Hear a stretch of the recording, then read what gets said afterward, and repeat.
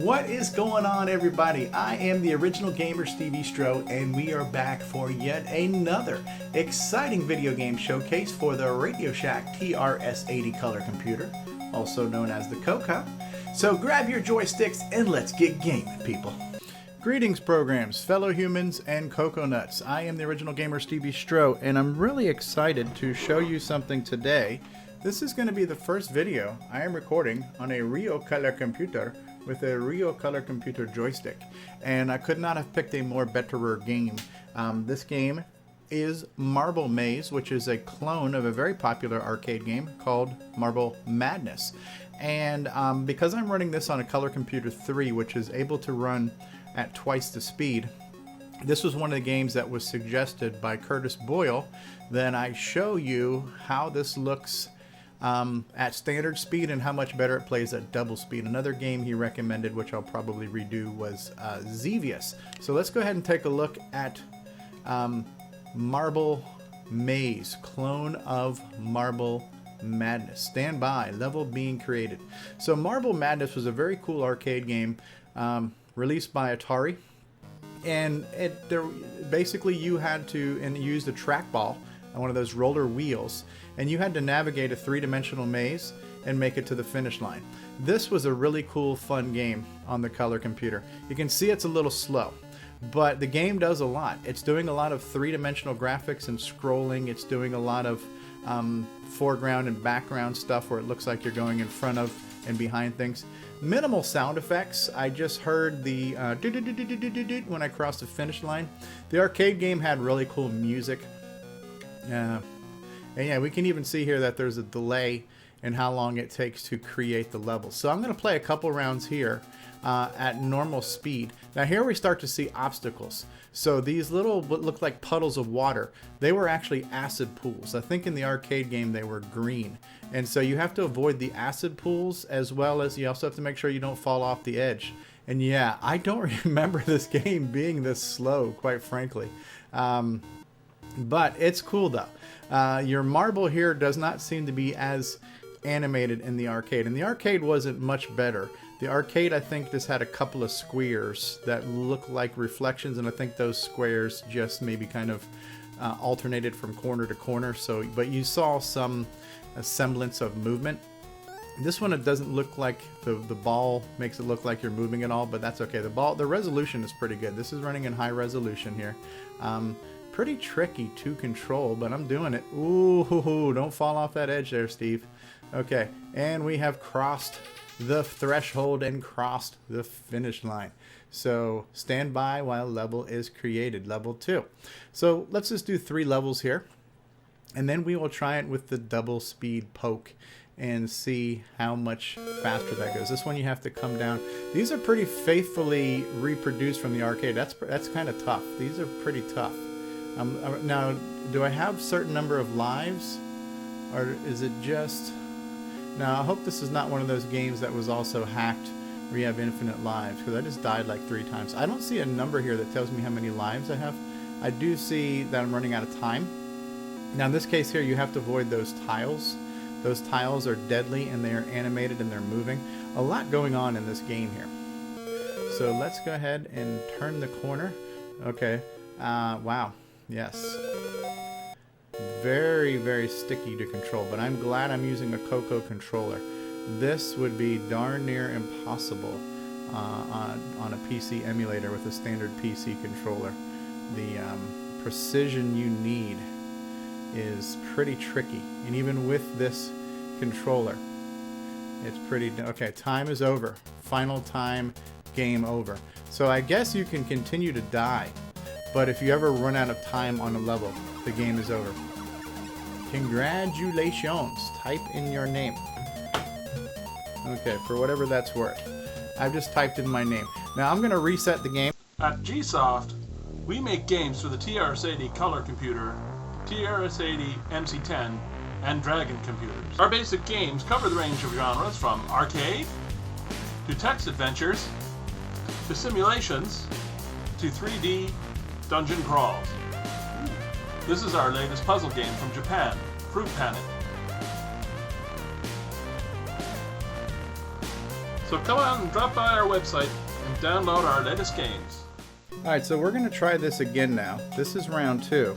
And now what I need to do is a couple of pokes. There's a 65495, which speeds up ROM. And a 65497 that speeds up RAM. You can see now that the cursor is running twice as fast. And when you issue these pokes, which were known as the double speed pokes, on the color computer too, when you did that 65497 poke, the whole screen freaked out because the timing on the video display chip couldn't handle it. Color computer 3 can handle the double speed pokes. And so now what I'm doing is I'm running the computer at twice the speed, which you could only do properly on a color computer 3. And this actually makes playing some games playable. Is this the left joystick or the right joystick? Let's try the left joystick. So standby level being created. Let's see how this goes. Okay, that seemed to, okay, look at, oh my goodness, what a difference. I can actually steer this thing and it seems responsive. What a difference double speed makes, huh? Okay, you gotta slow down there then. I was going so fast, it was almost, yeah, you really have to, you gotta be careful around these corners now. So yeah, okay, so the levels obviously create quicker. This guy here is like a sponge springy thingy too. For some reason, these creatures, what they reminded me of, I don't know why, but this whole game reminded me of the movie Fantasia.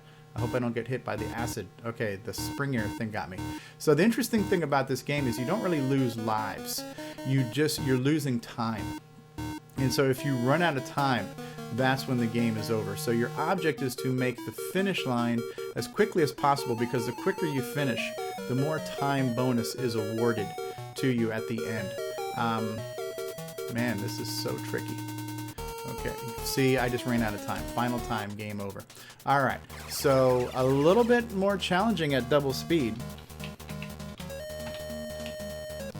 Let's try it again.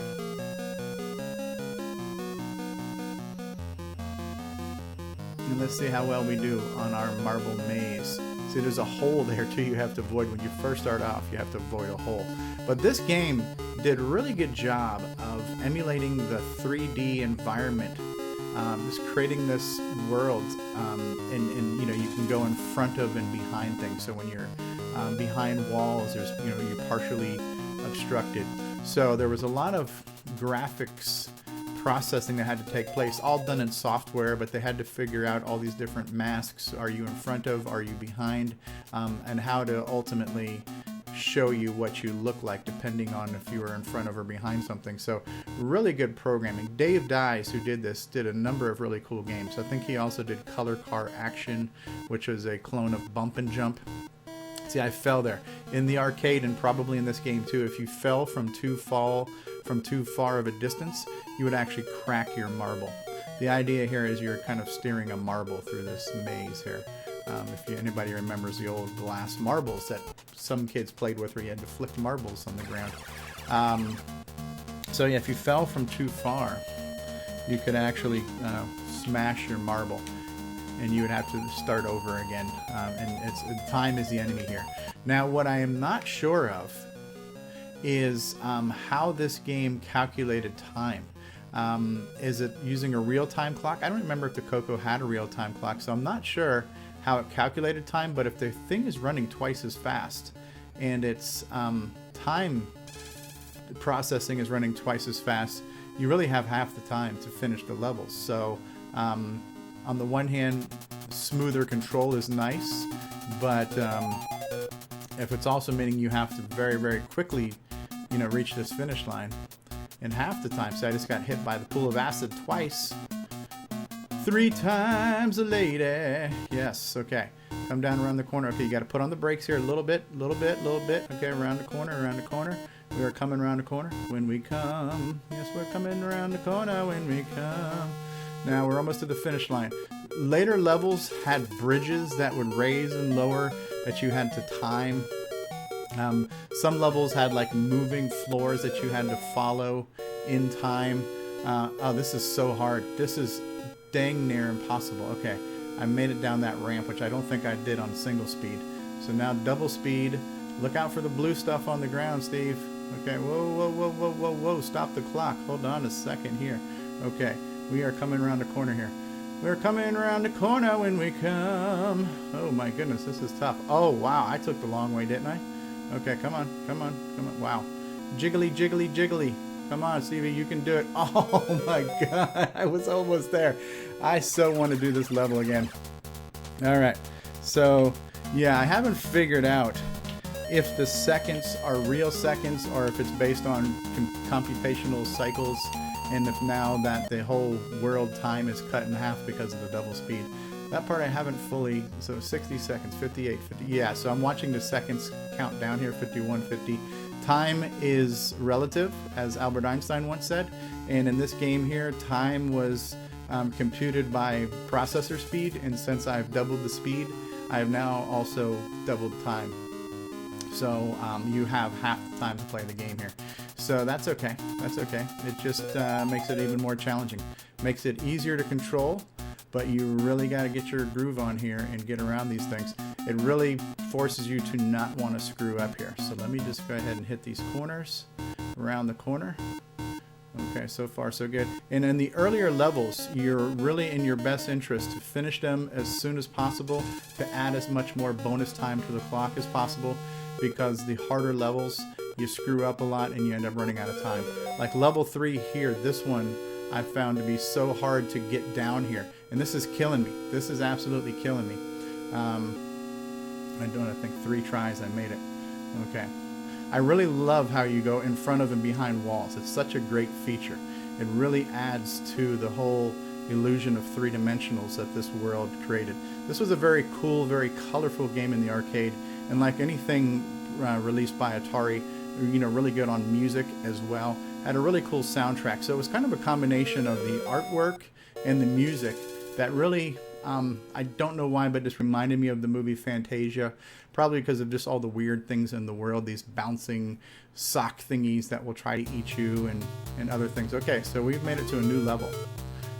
Oh my goodness, this is tricky. This is really, really tricky. Oh, now I think you hit a corner. Oh my god, where am I spawning? I think you hit a corner and then that teleports you, depending on which corner you hit. Okay, so that teleported me here. Now I'm in the world. Where am I going? Okay. Some of it, okay, ran out of time. Some of these things are a little hard to see here.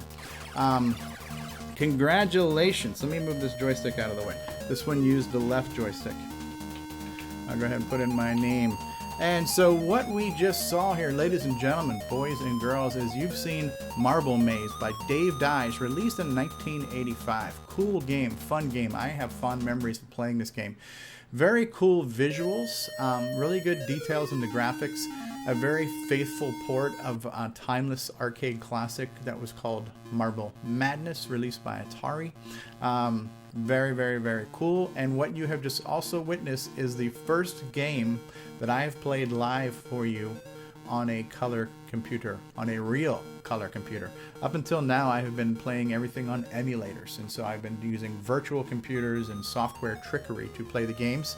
But the hard part about doing that is this, having the color computer controller.